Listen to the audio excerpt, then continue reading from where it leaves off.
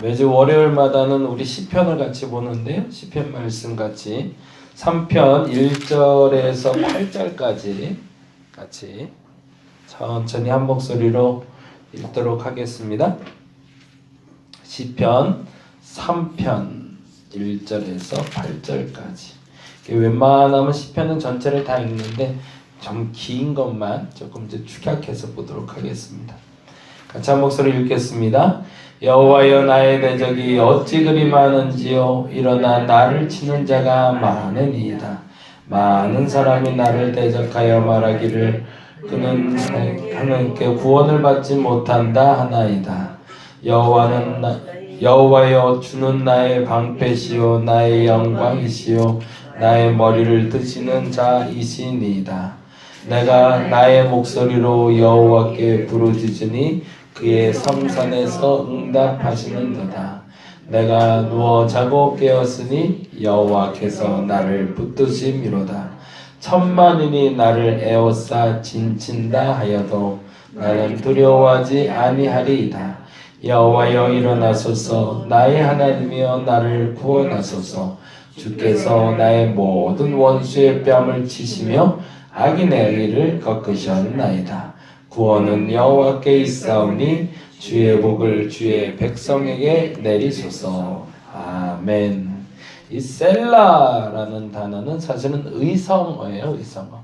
그러니까 어떤 의미를 가진 단어가 아니라 음을 높이다라는 어떤 의미도 갖고 있긴 하지만 음을 높여서 말하다 이런 의미가 있습니다. 그러니까 주의 백성을 내리소서 하면서 좀 소리를 높이는 그러한 형태의 의성어 정도 어떤 표현으로 보시면 좋을 것 같고요. 늘 시편 읽을 때 하시는 방법 한번 오늘도 다시 한번 합니다. 3편 1절부터 보는데 제가 앞소절 읽으면 여러분이 뒷소절 읽어주시고 묵상하면서 같이 가도록 합니다. 시편은 다른 그 성경 말씀 볼 거하고 조금 달리 보실 건 고백으로 보시면 좀 좋을 것 같아요. 그러니까 나의 고백이다. 어떤 의미를 담고 있기도 하지만 그 의미에 대한 나의 하나님께 대한 고백. 그래서 그 고백을 저와 여러분의 입으로 선포한다라는 생각으로 읽으시면 훨씬 더 체감 온도가 높게 성경을 보실 수 있습니다. 제가 먼저 앞서절 읽으면 여러분 뒷서절 읽어주세요. 1절입니다. 여호와여, 나의 대적이 어찌 그리 많은지요.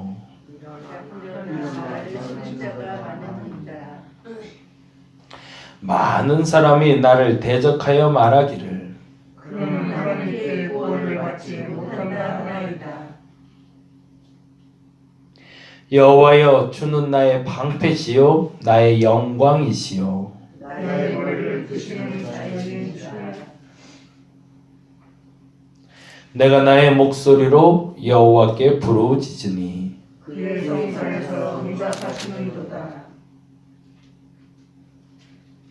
내가 누워 자고 깨었으니 여호와께서 나를 붙드시니로다. 천만인이 나를 에워싸 진친다 하여도 나는 두려워하지 아니하리이다.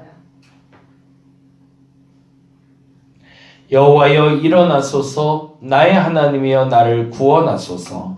주께서 나의 모든 원수의 뺨을 치시며 악인의 일을 꺾으셨나이다.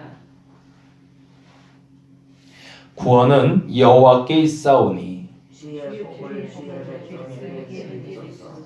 아멘. 아멘. 시편 3편은 우리에게 기도가 무엇인지를 알려주는 구절이기도 합니다. 그래서 다음과 같이 좀 정리를 해놓고 같이 보면 좋겠는데요. 1절과 4절은 기도가 무엇인지 우리에게 얘기해 준다면 3절과 8절은 내가 믿는 하나님은 어떤 분이신가, 그리고 5절과 6절은 기도 응답이란 무엇인지에 대해서 이야기하고 있습니다. 다시 한번 체크를 해놓을까요? 1절과 4절은 기도란 무엇인가? 1절, 4절은 기도란 무엇인가? 그리고 3절, 8절은 내가 믿는 하나님은 어떤 분이신가? 그리고 5절과 6절은 기도 응답이란 무엇인가?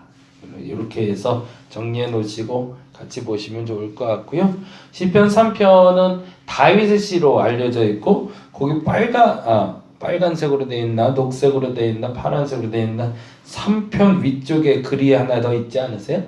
다윗이 그의 아들 압살롬을 피할 때 지은 시라고 되어 있나요? 네네. 이게 원래 그 표제라고 해서 시편의 제목처럼 적혀 있는데 원래 원문은 이게 1절이 돼요.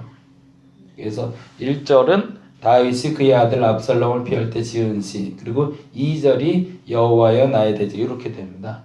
근데 이제 번역하고 정리하다 보니까 이제 표제를 따로 이제 분리하고 1절에 이렇게 적혀 있는데, 그러니까 시대적인 상황으로 다윗이 그의 아들 압살롬을 피할 때 지은 시가 이때의 배경이라는 거죠.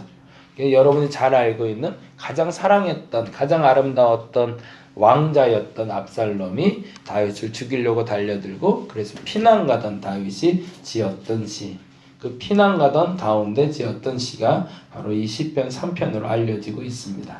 그런데 아까 말씀드린 대로 기도가 무엇인지를 1절에 다음과 같이 설명하고 있습니다. 같이 한번 읽어볼까요? 1절. 여호와여 나의 대적이 어찌 그리 많은지요. 일어나 나를 치는 자가 많으니이다. 저는 이게 기도라고 봐요. 뭐가 다른 걸까요? 주어가 달라져요. 1절에 여호와여의 동그라미를 좀 쳐주시기 바랍니다.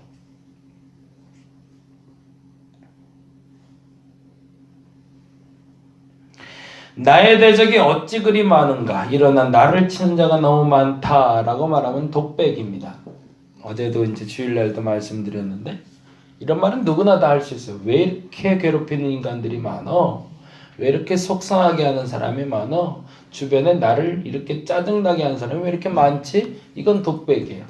근데 하나님, 주변에 나를 왜 이렇게 괴롭히는 사람이 많지요? 이건 기도가 됩니다. 뭐가 달라지는 걸까요? 주어가 달라지는 거죠.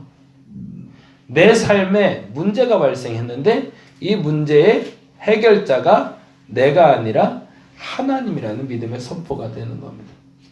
기도란 하나님에 대해서 인정하는 것이 기도의 시작입니다.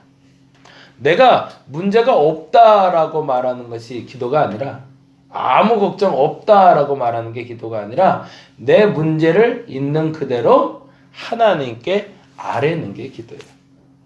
걱정되면 걱정되는 대로, 짜증나면 짜증나는 대로, 행복하면 행복한 대로. 근데 우리가 뭘 못하냐면 행복할 때는 주어가 나, 짜증날 때도 주어가 나. 그러면 그 상황에 매이게 되는 거지만 내 모든 상황에 대해서 주어가 내가 아니라 하나님이 되면 하나님께 위탁해서 하나님이 이끌어가고 해결하게 하는 것, 그것을 우리는 기도라고 부릅니다. 여러분의 심경을 그대로 토로하는 건데 보다 정확히 이렇게 되는 거죠. 1절 2절 볼까요? 1절 2절 다시 한번 읽어봅니다. 여호와여 나의 대적이 어찌 그리 많은지요. 일어나 나를 치는 자가 많으니이다. 많은 사람이 나를 대적하기를 그는 하나님께 구원을 받지 못한다 하나이다. 1절은 외적인 상황이고 2절은 내적인 상황이죠. 그래서 외적인 상황과 내적인 상황 불문하고 그 모든 것의 주체를, 앞서절에 항상 하나님을 내세울 수 있다면 그것은 기도가 됩니다. 그건 다른 말로 하면 응답된다는 얘기예요. 오늘 이 시간에 기도하실 때 저와 여러분이 그 기도를 할 수 있기를 바랍니다. 먼저 여러분이 갖고 있는 문제점에 대해서 쫙 나열할 수 있는 정리가 되기를 간절히 바랍니다. 그게 안 되면 기도가 안 돼요. 기도 한번 쭉 한번 적어보세요. 제가 그래서 자꾸 적으라고 얘기하는 게 중언부언하게 돼요. 막 소리로는 말하는데 이 말도 하고 저 말도 하고, 근데 곰곰이 적는 게 힘드시면 녹음해라도 한번 해보세요. 그리고 들어보세요. 그 얘기를 하나님이 들을 수 있겠나? 이게 생각보다 정리가 잘 안 돼요. 기도가 막 토로하고 이 말도 하고 저 말도 하는데 그렇게 말하면 세상 어떤 사람도 못 알아들어요. 정리가 돼서 말해야 되는데, 근데 정리가 돼서 말한다는 건 내가 무슨 얘기를 하고 있는지를 또박또박 전달해야 되는데 전달이 안 된다는 얘기입니다. 근데 전달하는데 그 주체가 하나님. 하나님 힘들어요. 하나님 외로워요. 하나님 행복해요. 라고 하면 기도가 되고 응답이 됩니다. 근데 더 중요한 것이 4절이죠. 같이 한번 읽어볼까요? 4절. 4절 말씀 시작. 내가 나의 목소리로 여호와께 부르짖으니. 거기다 동그라미를 해놓으세요. 내가 나의 목소리로 주께 부르짖어야 됩니다. 누군가를 의지해서 기도 응답을 받기도 합니다. 보통 그런 경우도 참 많습니다. 엄마의 기도가, 그리고 아빠의 기도가, 부모의 기도가 자녀에게 응답되기도 합니다. 보통 그런 경우들도 종종 있습니다. 그러나 진짜 기도는 내가 나의 목소리로, 이 말은 다른 말로 얘기하자면 솔직한 기도를 얘기합니다. 그래서 저는 기도에서 제일 중요한 것이 주어를 분명히 하는 것이고, 첫째는 주어가 하나님이다.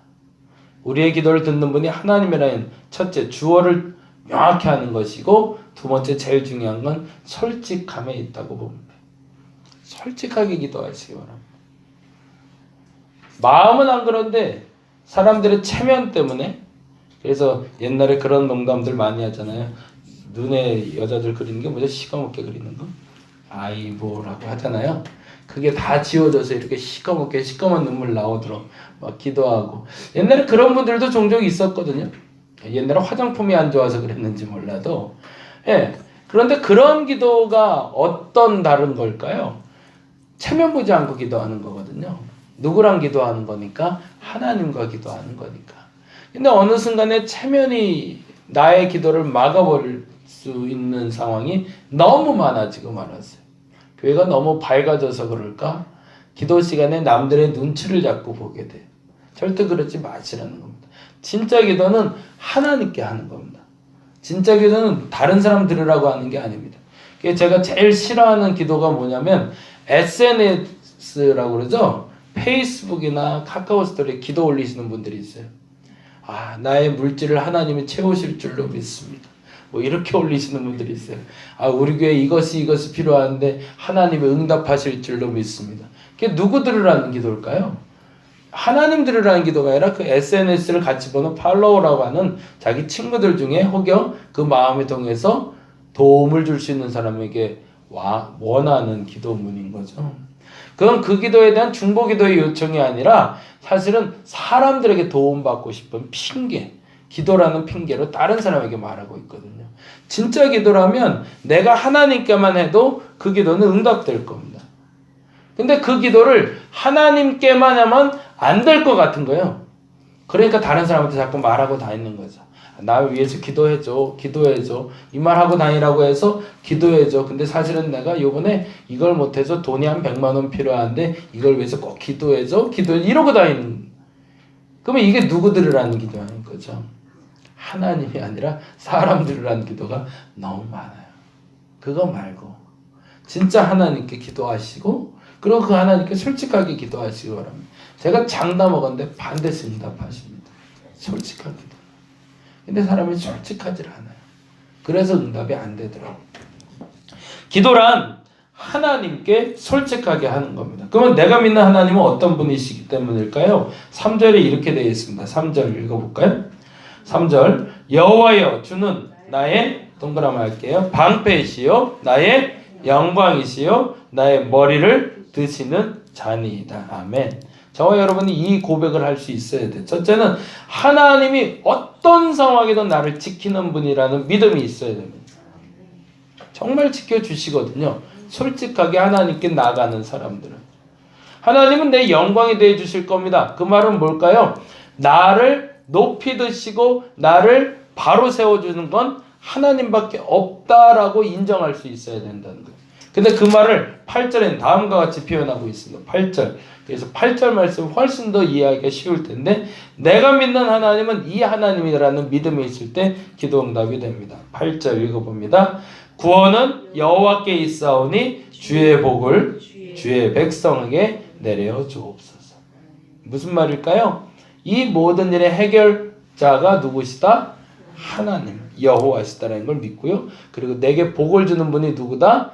하나님이라는 걸 믿고 있으면, 그러면 이제 전제가 되는 거죠. 나의 기도의 주체는 하나님. 그분께 솔직히 내가 아뢰면 그분이 나를 구원하시고 복 주시리라. 이건 기도의 공식처럼 우리에게 주어진 하나님의 명령문이라는 겁니다. 그러면 기도 응답은 뭘까요? 기도 응답이 5절과 6절입니다. 같이 한번 읽어보겠습니다. 내가 누워 자고 깨었으니 여호와께서 나를 붙드심이로다. 천만인이 나를 에워싸 진친다 하여도 나는 두려워하지 아니하리이다. 아멘. 5절과 6절이 기도의 응답이에요. 그럼 뭘까요? 상황이 바뀌었다는 걸까요? 아니요. 천만인은 아직 나를 에워싸고 있어요. 상황은 안 바뀌었어요. 근데 뭐가 바뀌었을까요? 심경이 바뀐 거죠. 마음이 바뀌었어요. 나를 대적하는 자가 어찌 그리 많은지요. 그들이 너무 많은데 심지어 그들이 말하기를 너의 하나님이 널 구원이나 하겠냐? 라고 말하는데도 내 마음이 흔들리질 않는다. 사람들은 너 그러다 죽어. 너 그러다 망해. 라고 얘기하는데 나는 망할 것 같지 않은 거예요.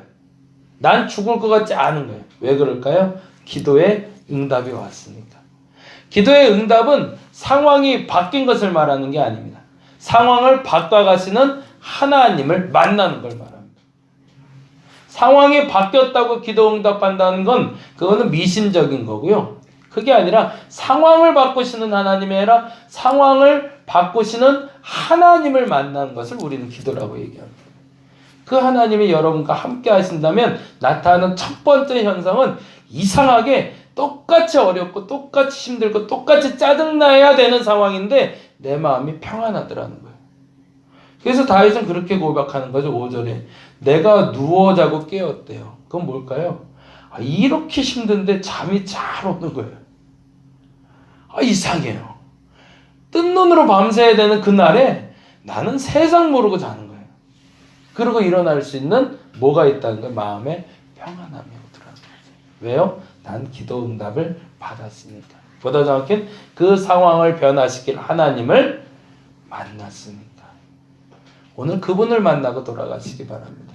그러면 응답 받으신 겁니다. 그리고 믿고 나아가시면 그 상황 또한 하나님이 바꾸셔서 8절에 말한 구원도 이루어 주시고 여러분에게 복도 허락해 주실 겁니다. 오늘 그 기도를 하시고 그 기도에 하나님을 만나시고 그래서 그 응답 가운데 참된 평안을 누릴 수 있는 저와 여러분이 되시기를 간절히 바랍니다. 기도하겠습니다. 여호와여 일어나소서. 여호와여 일어나소서. 여호와여 구원하소서. 하나님 내 삶에 개입하여 주시옵소서. 솔직한 감정으로 하나님께 아뢰게 하여 주옵시고 그래서 나의 방패시고 나의 영광이시고 나의 머리를 드시는 하나님을 만나 이 날에도 주님이 주시는 평강을 누리게 하여 주시옵소서. 세상에 문제 없는 사람은 없지만 문제가 가벼운 사람은 그리 많지 않습니다. 어떤 이들은 작은 문제에도 그 짐을 무겁게 느끼는 사람은 있지만 어떤 이는 아주 큰 무거운 짐에도 자유함을 누리는 사람이 있습니다. 하나님, 그 무거운 짐, 가벼운 짐에 좌지우지되는 사람이 아니라 하나님이 나와 함께 하심으로 말미암아 오늘도 평안을 얻는 내가 되게 하여 주시옵소서. 기도의 참된 응답은 상황을 바꾸는 것이 아니라 상황을 바꾸시는 하나님을 만나는 것에 있음을 믿게 하여 주시옵소서. 상황을 바꾸시는 하나님, 그 하나님이 오늘 나와 함께 하실 줄로 믿습니다. 그 믿음의 선포로 나아가는 오늘 한날이 되게 하여 주시옵소서. 감사합니다. 고마우신 예수님 이름으로 기도드렸습니다. 다 같이 기도하고 돌아가도록 하겠습니다.